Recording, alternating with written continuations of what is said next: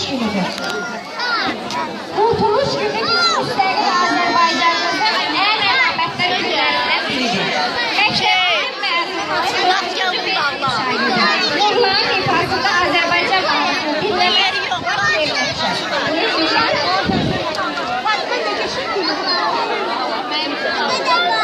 Bir bacıya. Ayşe abla. Bir bacıya. Təbrik eləyirəm, bacı. Ben həmişə fəxr etmişəm. Ver, al. Gülü də ver. Mən Azərbaycanlıyam. Gülü də ver. Sərsərin solğu gülləri. Ver, onu da ver.